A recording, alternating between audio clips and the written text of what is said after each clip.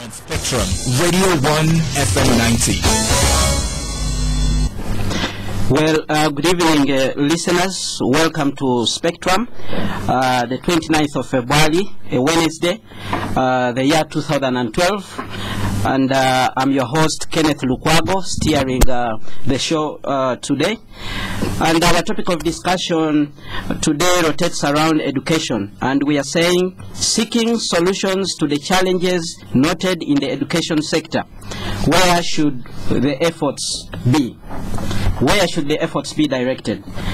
And of course, as you might have noted, there is a sudden interest from different stakeholders in addressing several issues that are curtailing better service delivery in the education sector. The stakeholders have taken a burden to identify the critical issues that they say need to be urgently addressed. Now, these efforts have come at a time when a section of policymakers in Parliament and outside Parliament are suggesting that there is an urgent need to carry out reforms in the education sector to address issues that are around human resource, quality of teaching, infrastructure, and the national curriculum. And we are aware that education is a very critical issue in the transformation of any society, and its relevance to the modern world cannot be underestimated. But there are those who are arguing that education can only serve its purpose if the system of imparting the required knowledge is free from avoidable mistakes, together with better planning and strategic intervention on the challenges that have been noted. So as we continue our efforts to join other stakeholders in making the education system in Uganda better, we look at the proposals that are being made and to see how far they can go in making our education sector better. Now, to help us understand better the issues that are being raised, we are hosting Mr. Richard Ssewakiryanga from the National NGO Forum. This organization is also hosting the UWEZO Education Initiative. Yeah. You're welcome, Mr. Ssewakiryanga. Thank you very much, listeners. We are also privileged to be hosting Mr. Fred Mwesigye, the National Coordinator of the Forum for Education NGOs in Uganda. Welcome to the show, Mr. Mwesigye. Thank you very much, and good evening, listeners. Well, let me begin with you, Mr. Ssewakiryanga. Now, numerous reports and studies have been carried out in Uganda about the education sector. And these reports have been presented in the public domain, and in particular, when you look at the volume that has been presented in Parliament. Some of the studies have been conducted by you in the NGO sector, others have been carried out by the government. And at different occasions, you have had the opportunity to scrutinize these studies. Now, when you look at all these studies and what has come out, what would you say about the nature of education in Uganda? Thank you very much, and good evening to the listeners. I think from us within the NGO sector, one of the key issues that we have always raised is that they are international commitments that our government, as the government of Uganda, made around education. The conferences that happened in the early 1990s in Jomtain in Thailand, the MDG commitments we made to, in the MDGs, in the Millennium Development Goals, and many other commitments clearly point to the fact that we must do something on education. Now, the first good thing, which everybody has praised, is that this government has actually increased enrollment. So if you look at the number of children in school, we are doing very well. We are over the mark of 90, and we have celebrated that for a number of years. Now, I think where we have got and where the concern situation is now is that we are seeing some soft reforms that are backtracking on the commitments to UPE. For example, the last presentation, and we shall talk about the details that the minister made, proposing all different reforms around how much should be paid for as capitation, UPE capitation, or the increasing of the examination fees, and we shall discuss the detail, but those are things which we think should not be done at this point. Because one of the things we have done in the NGO sector is we have been working tirelessly through FENU, the Forum for NGO, for Education NGOs, through the other actors in the education sector. We've been talking that, look, we have got to a point where quality is going to be our next focus. And now, if quality is going to be our next focus, we cannot afford to lose any shilling which is supposed to be going to education. Because we know that even when you think about it, the foundation of this country depends on how we educate our children. And that should be in everybody's mind. The crisis that we shall see later by investing poorly today is a crisis that we shall not be able to undo. And I think for me that's the key point. Mr. Mwesigye, Mr. Ssewakiryanga here talks about the quality. And if you noted the question I asked, how would you rate the education sector in Uganda? And he raises an issue around quality. If you look at the quality, what picture do you get? If I were to rate the system, I would say from the start, say look at primary 1, primary 2. When it comes to numbers in the lower section, we are doing much better. We have hit the mark, as Richard says. But unfortunately, the numbers are not sustained up to the completion. We are not having all the children completing. It's like 60% dropout rate. And the statistics are very clear. Look at UNEP registrations and those who sit for the primary leading examinations. They just 500,000 almost for the last 10 years. And we know the population is growing. We know it's not just 500,000 primary 1 and primary 2. We know that actually we have 1.5 million. Maybe 1 million, 1.5. So that's of the pupils that are supposed to be in school. Pupils that are supposed to be completing primary 7. In other words, if you take a cohort of P1, those who join in P1, vis-a-vis, and then you follow them up, you have perhaps just 40% of those. And how do you explain that huge gap? Well, from the people who enroll and the ones who complete class 7. The explanation is very clear that the school system is not yet where it should be. There are lots and lots of things that are pushing the children out of school. Suddenly you have the parents, they have their own problems, or they have their own understanding of what the education for all means. Someone who sends a child to school without pens, without papers, without nothing, then children absent themselves from school, the parents don't mind, and everyone tells you we don't mind, or everyone tells you this is a free education, and the extent that no one provides anything like lunch. So if a child is hungry at school, school doesn't look any good to that child, and the best option is to drop out, and the earliest opportunity for that child to drop out is taken over. And then of course we have the quality issue, as Richard says, and we have reports from UWEZO, even from NAPE, that's the National Assessment of Primary Education. They have consistently indicated that the quality of learning is really poor. It's poor quality, it's low. And here we are at that time, for not forgetting all other attendant issues like special needs education, emergency responses, and so on and so forth. There are many, it's a whole entire bus of issues to be addressed. And here we reach 2012, we go for our national budget. Instead, we would expect more attention to the education sector to address those challenges that have been in the sector for years and years, And here we are seeing a reversal. We are seeing a reduction in the budget share from 16% to 14%. This year's budget, 2012-13, is stipulating 14%. You are talking about what you have seen in the National Budget Framework Paper? I'm talking what I have seen in the education sector framework paper.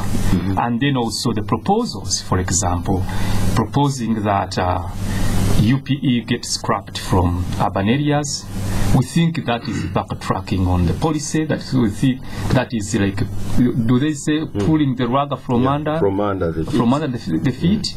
This is not the right time to begin to implement such measures or such policy shifts. Now, Mr. Ssewakiryanga, before you respond to some of the key policy issues that have been raised by Mr. Mwesigye here, one issue that stands out that I have heard so many people talking about, parents, political leaders, is this issue of feeding pupils at school. If we have reached this point where there is a debate on who should actually feed the pupils, and we avoiding important issues into which are in the education sector and focusing on a responsibility that we already know is traditionally written down. You see, on issues of feeding, I think let's tell parents that when a child is born, they don't go around looking for government food. They start on their mother's breast, and then they graduate to food in the home, and they stay on that. So I think as parents, one of the fundamental things that we have to do is to really think about making sure that we take responsibility for feeding our children. Because the thing is that even if you wanted the school or the government to feed, they will only provide one meal and not 3 meals, and the child needs 3 or 4 meals a day. So indeed, it can only be a supplement. Yes, we can want the school to be helped. I mean, the schools to help the parents a bit here and there. But I think for me, fundamentally, as citizens, we should be saying, look, let's feed our children. But you'd also agree with me that there are some parts of this country where people depend on rationing food. Yes, yeah, so that's true. What can we do about that particular situation? Should we should actually, in such situations, have much more focused community programs of ensuring that we create food security in communities, so that actually children have food at home, because food at school is not really one of the sustainable things. It will always be little, it will always be one meal, and that's the key point. But one thing I wanted to say, which is important, and I just want to repeat it, but graphically, please, that 1.5 million children get enrolled in P1. True. 7 years after that, you get 0.5 or 500 graduating. So every citizen should ask, where do the 1 million children go? Why are our schools so porous that they can actually see 1 million children disappear in 7 years? But one would say that it is a choice that one has to make. Maybe at the end of the day, the parent decides that my priority with my children is that maybe they should stay at home and do this particular work. Even that. Yeah. Why make that choice? Because we always make choice. All of us make choices, and the choices are not blind sometimes. And choices sometimes are just, you are pushed into choosing by circumstances. And that option shouldn't be there. Exactly, that option shouldn't be there. Have you taken the bother to analyze this matter deeper? Yeah. Because there are people who actually say that this dropout rate could be connected to the cultural practices in particular areas. For instance, I have seen studies indicating that actually the dropout rate in islands is higher compared to the mainland. Yeah. Perhaps, don't you think there is a bigger problem that needs to be looked at here? Absolutely. Yeah, absolutely, that's true. But you see, this is what I want to say in simple terms, that the way government responds to people who walk to work or riot in Kampala, the ferocity with which we use to stop people from doing bad things, is the same ferocity we should use for getting children in school.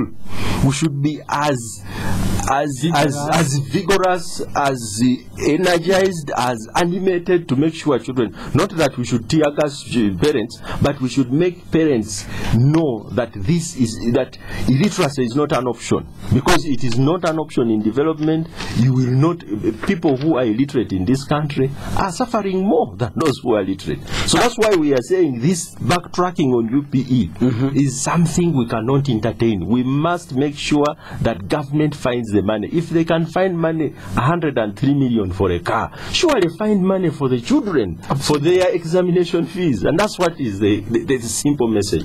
Mr. Mwesigye, Yes. where do you see the backtracking as far as universal education is concerned? Because Mr. Ssewakiryanga here is emphasizing the issue over and over again. Take an example. I'll just take a very simple example. We know that UPE, Universal Primary Education, is without any cost, monetary, in form of fees and charges to the parents. Yes, the monetary costs can have like uniforms, like books, pens, and so on and so forth, and even food for those who afford it to give to their children. And here we are backtracking on that, suggesting that, say, the examination fees should be increased, but that increment should be passed on to the pupils or to the parents. That means you are beginning to charge, you are beginning to ask for money from those who don't have. Come, and from those whom you have told it should be free, and indeed it should be free. Then you are saying in urban schools maybe we should scrap it. That means you are backtracking on the provision of education for all in all areas, wherever everybody is. Then you're saying, I am not going to increase on the capitation grant. We notice 7,000. Leave alone the problems that we are within it. 7,000 is not enough at all. And you say, we are not going to add. How do you expect the teachers to cope? How do you expect the teachers to cope? Then, of course, even the teachers. They have cried themselves hoarse about the salary increment. Who doesn't know what it is like to get what they are paid, and how the cost of living has risen in the last 12 months or so? And you say, please stay where you are, I'm not listening to you. All of these, and when this is the time, as I say, that when we are hoping that all these challenges should be taken on head on, grab the bull by the horns, and then we are seeing a backtracking. And that's why you're asking me, where is the backtracking? The suggestions or the reforms suggested are a total backtrack on the universal primary or universal free education, including USER. Well, listeners, this is Spectrum. We are discussing the challenges affecting the education sector in Uganda, and in the studio I have Mr. Richard Ssewakiryanga from the National NGO Forum. Of course, they host the UWEZO Education Initiative. I'm also hosting Mr. Fred Mwesigye, the National Coordinator of the Forum for Education NGOs in Uganda. Your host, Kenneth Lukwago, who is moderating this program. Now, Mr. Ssewakiryanga, when Mr. Mwesigye was commenting about the aspects that tantamount to backtracking on the promises made in the UPE sector, he raises a number of issues, but from what I see, they all touch on the resource envelope. Now, if you say the charges should go to the parents, scrapping UPE in urban centers, and then enhancement of teachers' salary, this is something to do with the resources. Maybe government is saying, look here, times are tough. Parents and all other people who matter in the sector should start carrying part of the burden. The resources are not there. You see, the problem now we have in Uganda is that if you look at in the public arena, times are not tough. We actually find money when we want money. When we wanted money for members of parliament, we hear that the money has been found. And we thank them for finding money for buying cars. But they should find money for UPE. That's the simple message, that let's find the money. The urban poor in Uganda is a huge problem. You cannot say that those who cannot take their children and pay in the urban centers should go ahead and start looking for the money. That should not be the option we are taking. In fact, we have been told in this country lots of time that our economy is healthy. It has stayed on course even with the global economic crisis. I think you've heard the Governor Bank of Uganda and the Minister of Finance say that. Now, if that is true, then we should, walk the talk and say if we are a healthy economy, then we should be doing healthy things. We shouldn't be saying that capitation grant stays the same, because we know that, for example, if you do not increase this capitation grant for schools, that means that people will not even have things like making sure that the toilets are built or they are serviced. Now, schools will close because of simple things like that. If you say that the urban poor don't take their children to school, what will you do with the problems that we already have of hundreds of whatever, street children and all that? So there are many things that can come out of some of these policy shifts. And what we want to tell government really is, let's stay the course. UPE needs to be improved. It doesn't need to be reduced. Mr. Mwesigye, let's look at this issue of teachers demanding for more pay. Government has actually not refused to increase the salary of the teachers, but government is saying let's do it in a phased manner. They are proposing a 15% increment in the next financial year, but the teachers want 100%, and government is saying, look here, the resources are not enough, you have to share with other sectors which are equally demanding for more funding. How would you deal with this kind of dilemma? You see, I think sometimes we choose to use a language that does not get the message easier to the listeners or to the majority of people in the population. For example, we talk about percentages. You say 100%, 15%. But surely, what does 15% mean? Because we know teachers are paid is 250,000 a month. 250,000 a month times 15%. Isn't that about 30,000 something? I'm not good at mathematics. But if you say 10%, it will be 10% will be 25,000. The Baganda have a saying, Nyamantono. You take the little and negotiate for more. But again, it depends on how little and how long you're going to be negotiating.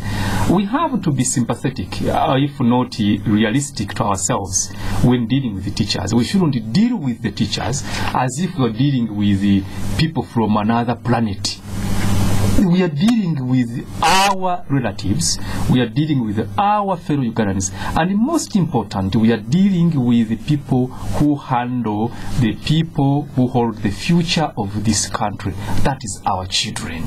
And if we let them negotiate and negotiate and negotiate over years, and we add just 30,000 on top of their meager salary already, and we call it percentages because it doesn't, not so many people translate it very quickly, understand, and you can even see myself, I can't quickly calculate it, but it amounts to almost no increase. And we all know we have an inflation that is rated at 28%. Now if we give them 15% increase and the inflation is 28%, really, are you increasing my salary?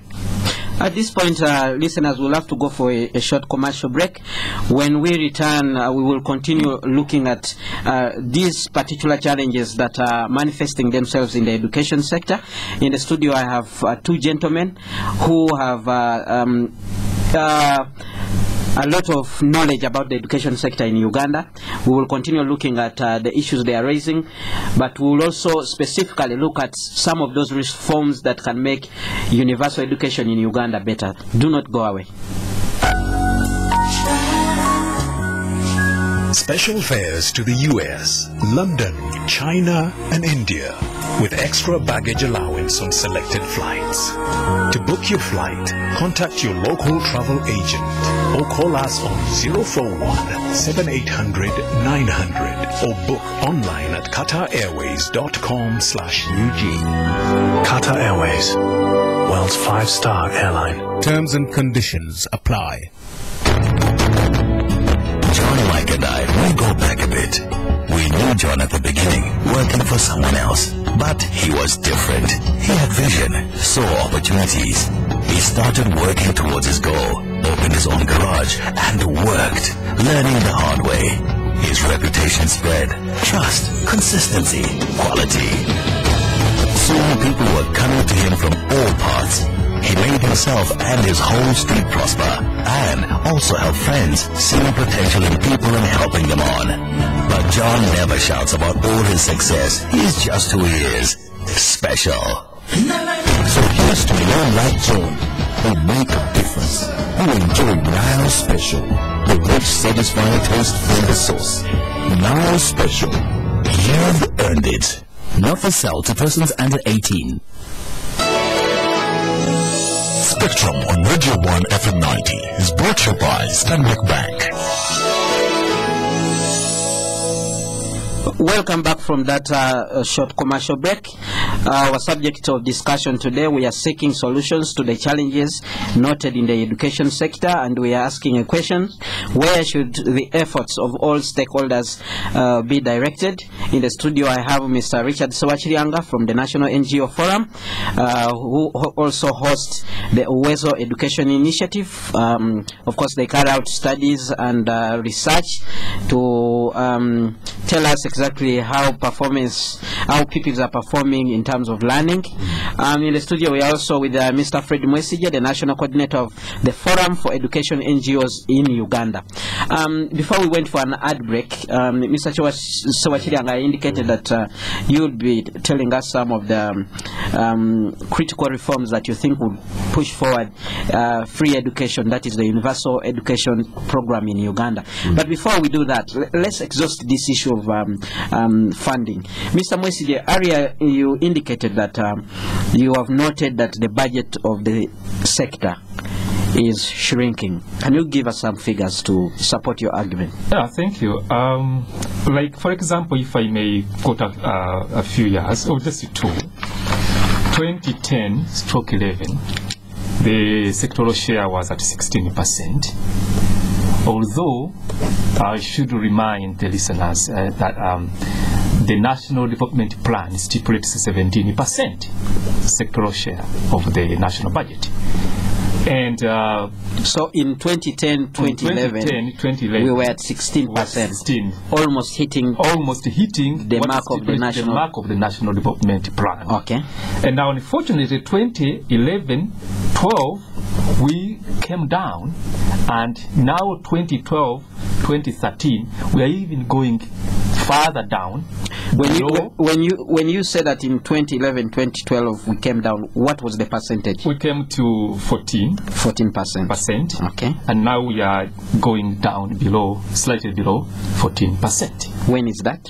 2012-2013. That is the next financial year. The projections. And that trend is worrying, and you can see because of that trend then the suggestions for the reforms that are not even tenable. For example, if you say in this coming financial year there will be no replacement and no reconstruction of, say, latrines, what does a school do? It closes. Now, Mr. Ssewakiryanga, my simple analysis connected to how the economy has been performing, you will note that in 2010-2011 the economy was slightly better. 2011-2012 the economy started getting problems. Of course, you know the problems of inflation that we have had. We had no exports, we had low production here, which means people became a little bit poor, and even the national resource had to shrink. And perhaps government is saying in 2012-2013, let's put ourselves together. There will be no resources. Well, I think for me, the point is that in times of crisis, you do not cut from education. That's the first thing. In times of crisis, you cut from those places where you are spending lavishly. and we know those issues where people are spending lavishly. Really? Compensating market vendor people, buying new cars. Those are the things you cut. And I don't want to debate that, but I just want to say that we know that there are places we can cut and find resources for education. The reason we have to find resources for education is because even if you look at our population structure, there is something statisticians call the median age, which is if you take the average age of Uganda is 15 years or 16 average, okay, which means that in terms of the population we have the lowest median age, the lowest average age of young people. We have more young people in this country than in many other countries across the world. Now that means that for us education is something we cannot ignore.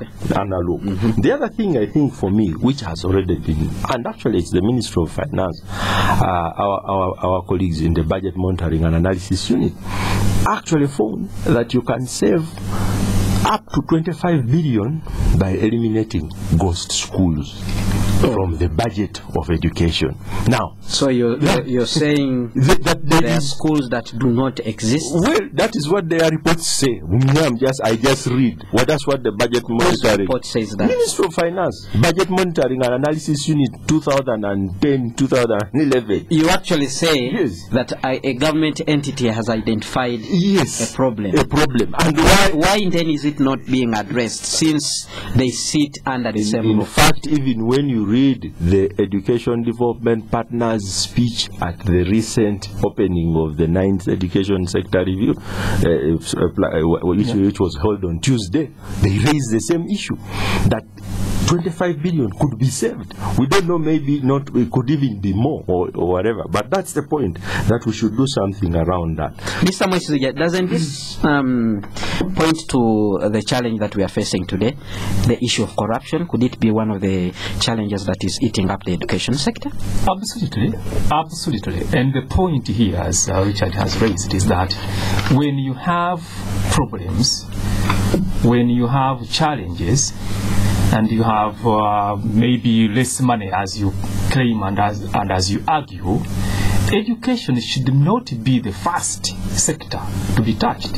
For example, if you have to fight corruption, you don't do so by reducing the budgets of education. Fight corruption because you have seen it is the wrong thing, it's the one which is curtailing progress. But maybe government has realized what exactly you're saying, that there are maybe ghost schools and ghost teachers, and now the money that has been going in these particular areas is being reduced, and this is why it is resulting into a reduction in the national budget allocation. I don't think it should be taken that way. For example, if you realize you have ghost schools, ghost teachers, ghost people, because of course if you have a ghost school, then you have ghost everything. Then you go for that ghost and eliminate it from your list. Because when you have a school that doesn't exist, it means you are sending money to that school. So what you do, eliminate that school that doesn't exist and save that money. You do not say the entire budget is going to shrink, and you introduce reforms that backtrack on the universal primary education. Mr. Ssewakiryanga, this reminds me of the Judicial Commission of Inquiry into the education sector. You realize it is a topical issue. The other day Parliament passed a resolution telling government the reports are overdue. Wind up the work of this particular commission. A lot of their many of their findings or issues that they found out during the course of the investigations are not public. But I'm getting perturbed when you say that actually within the government framework there is full knowledge that there are ghost schools somewhere where taxpayers' money is being sent. What is your take about the investigations that are being done? My sense is that, I mean, first of all, we don't even know what has been found out. But I think my sense is that let's not create commissions of inquiry to, window dress a problem. The problem of quality education, I have presented reports here that show that in P3 there are only 2 children out of 10 that can do P2 work. Now, that doesn't need a commission of inquiry. That needs action from government. We have shouted ourselves hoarse about the fact that 1 million children get lost in 7 years. That doesn't need a commission of inquiry. The whole point, I think, which government now needs to deal with, there are things that are known that just need implementation. Let's not spend, yes, it is important to get the commission of inquiry so that we have empirical evidence, but we must also have a commitment to deal with things which we know are clearly a problem.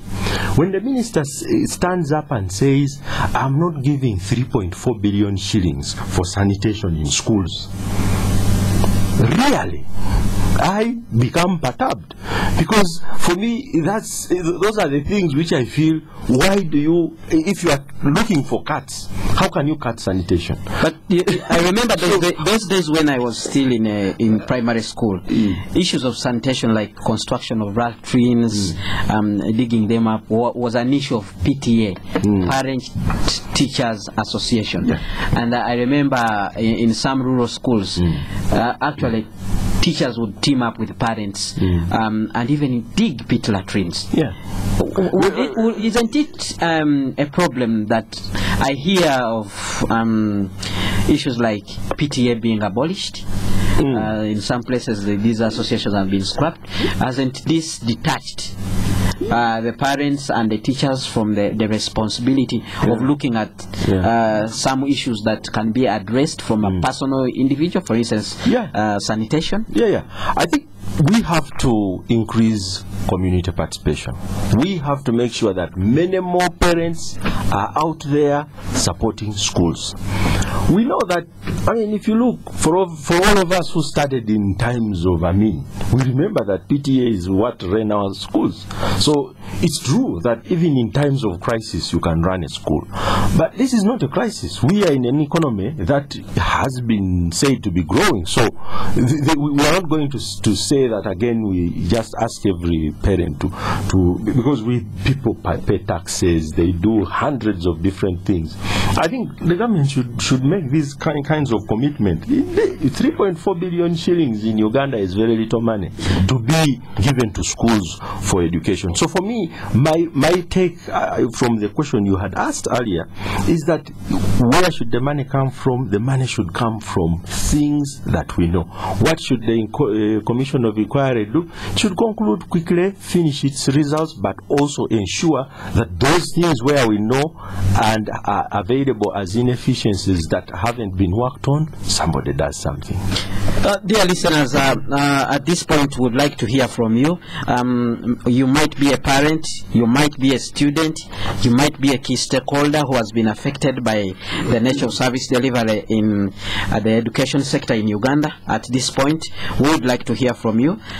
You can call in. Our numbers are 0414-348-111, 0312-260-390, 0312-261-390. Please keep your comment short, and please, when you're making that call, keep away from your radio set. We have our first caller. Hello. Hello. Good evening. So much Kenneth Lukwago. Yes, your name and comment. My name is Chiseka Experito. Yes, I happen Chiseka. to be the chairman of Uganda Teachers Union in the Urban Council, Mwesigye, and the regional secretary for Uganda Teachers Union in the central region. Okay. I have listened very carefully to the guest that I'm in the studio there, but everything comes back to the government. You started UPE, and you said every child should go to school. That's fine. But what happens to those that don't go to school? Have you put a penalty that if children don't go to school, there is a penalty for the parents? They have given you a figure. I want to give you a figure which is 2.5 million register for P1. But when you go to primary 7, you find only 500,000 have sat for PLE. Where is the problem? What causes all that dropout? One, the parents don't give, they don't give children their food. Parents don't give students school materials. On the side of the teachers are in class, but they are not comfortable. Because this is a teacher who has got also children who are going to join the university and he has no money. So he goes to attend to the garden. Look at a scenario where a P3 or P4 child comes to school and there is no teacher and he doesn't expect the food. Where do you expect it? Do you think he will come back the following day to study? Our next caller. Yes, Dennis. Good evening, sir. Good evening to you. As usual, thank you for hosting the two guests. Yes, Mr. First and foremost, I want to concur with him, but at the same time, we should give the Minister of Education an opportunity to explain why it is right to favor with the UPE in the urban areas. And thirdly, or finally, it's about lunch. It's true, we all know that a child who goes without food at school, I think, may lunch. Oh, I'm sorry, I think we have lost you there. Do we have an next caller? Well, you've heard what the callers are saying. Chiseka from Teachers Union here in Kampala is telling you. We have another call on the line. Spectrum, hello? Hello, good evening, Kenneth. Good evening to you. This is Wamboga Mugiria. Yes, Peter. Kenneth, thank you for bringing people from civil society to discuss the educational issues of the country. Now, for me, I want to take on the fact that policy-wise and also institutional-wise, we have not been ready in terms of, establishing an education system that is reliable, that produces people that are productive, and that is also, revisable should we find anything gone wrong. We seem to have built things in stone. When we have a commission of inquiry of that kind, investigating UPE, yet the civil society organizations have done groundwork and have given reports. Why should we duplicate issues and spend even more money, which we should have spent on the education sector, improving it, to instead putting 8 billion so far spent by the Commission of Inquiry? So the institutions, the policy initiative and the policy framework is not very good. Finally, the National Development Plan is clear. But the government, I don't know why it undertook a national development plan process, because it is not following it. It is instead violating it, and then the planning is getting wrong. So the education system is going to be abrogated, is going to be spoiled by lack of commitment by the government. Do we have a next caller? Okay, back to the studio. Let's start from Mr. Wamboga, Peter Wamboga. He says we were not ready for universal education. Would you concur with him? Well, there is no time to be ready for a problem. We were not ready, we will never be ready if we want. But if we want to be ready, we can start now. The point is, when you are in a crisis, and we were in a crisis, many children were out of school, so we needed to get them in school.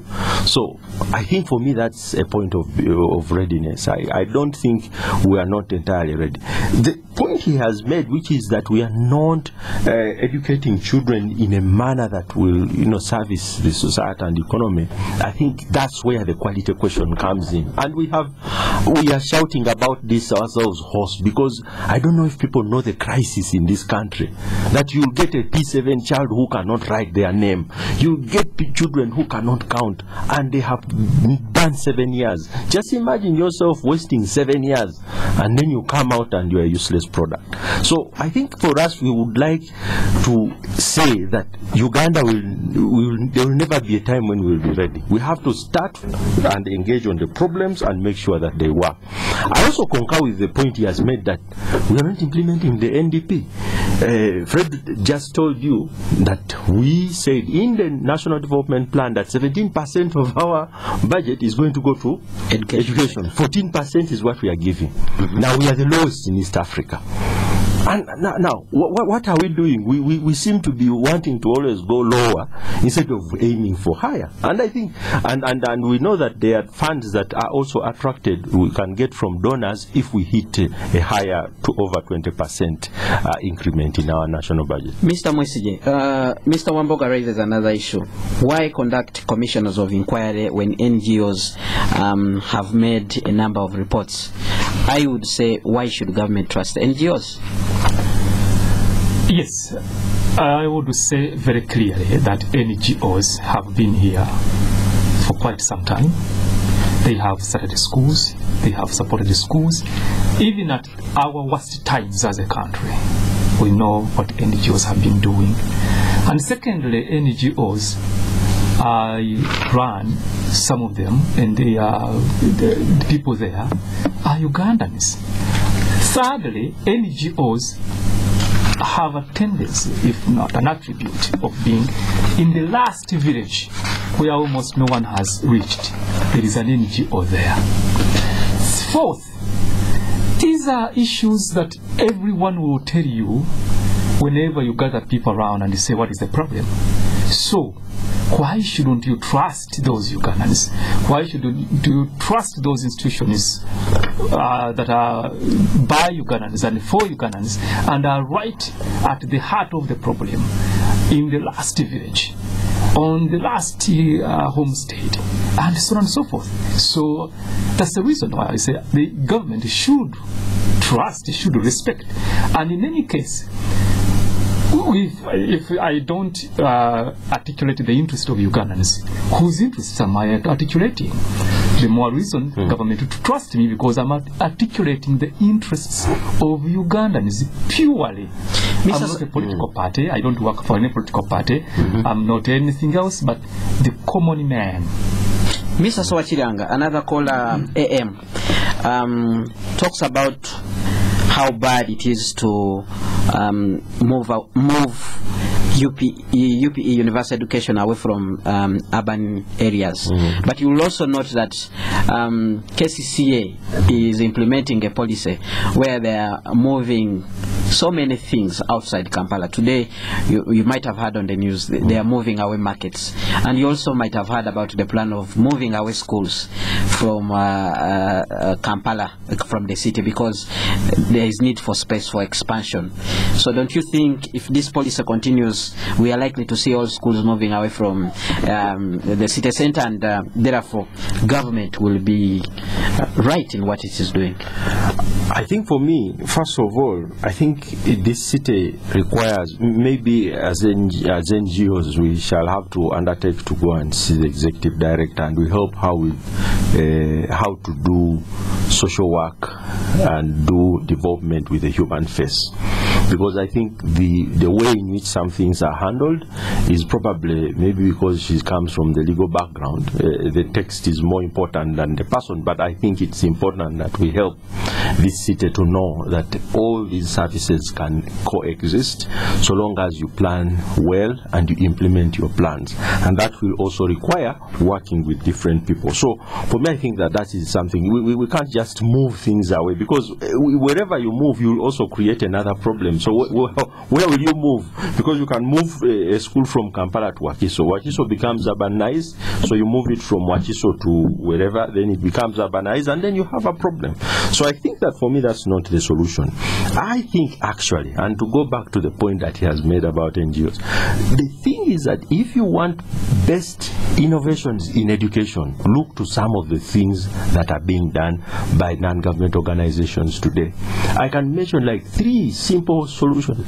Mango Tree is a small NGO that is working with simple solutions on using local materials for children that they can use as learning materials. Those are things that will reduce your budget, but government needs to pick them up. Aga Khan here has is working in Amolata and Dokolo, right there in the rural areas, improving literacy by using very, very simple techniques. The Madarasa schools, which are here, are also done by Aga Khan. They are all innovations that are there. So clearly what government needs to do is, instead of thinking about things that don't work, I think just looking through their partners in education, they will find things that can actually help and aid this budgetary squeeze that they have.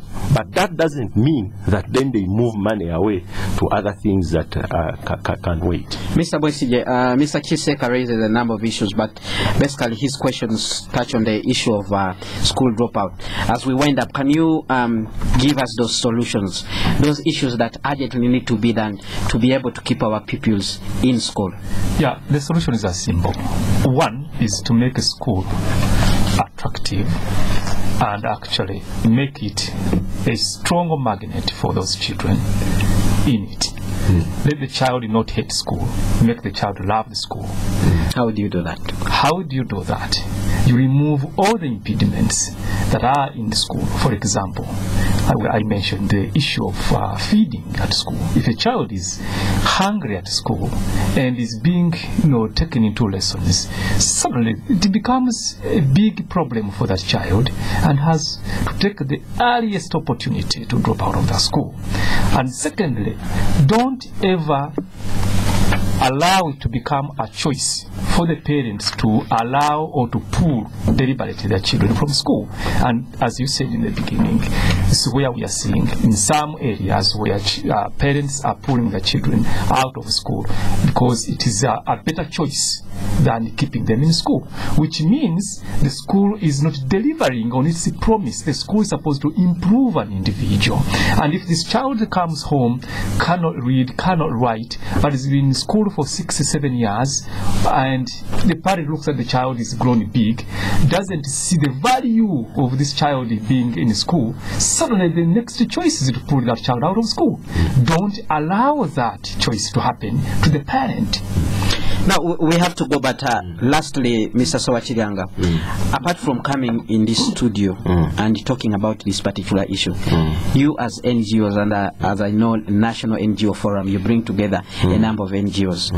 There is an argument that partly you cause inflation in Uganda. You receive a lot of funding from donors. Okay. What are you doing practically about helping government in terms of addressing the challenges you are noting? My members, we have 400, by the way. 400 NGOs in NGO Forum, but in Uganda those are trillions of shillings. Yeah, there are trillions, and we are not apologetic about the resources, because I think as Ugandans we have all the obligation to make sure that we use our resources to help citizens in this country.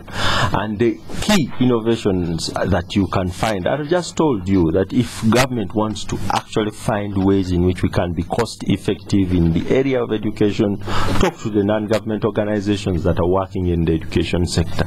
They are working on experiments to improve education. They are working on experiments to use local languages and many other things. So I think that discussion we can have, and we can even have a spectrum discussion on solutions if you want that to happen, and I'm sure government will appreciate that. But thank you very much for hosting us. At that point, dear listeners, Spectrum has to come to an end today.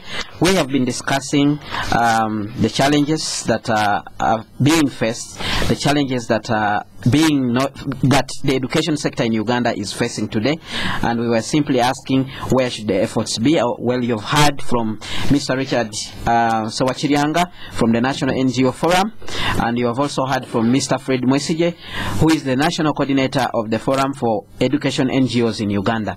Well, I've been your host, Kenneth Lukwago, wishing you a lovely evening. Spectrum will return tomorrow, but please stay tuned for our news bulletin and more quality programming from Radio 1 FM 90. Promotion kutoka MTN. We send million shillings every day.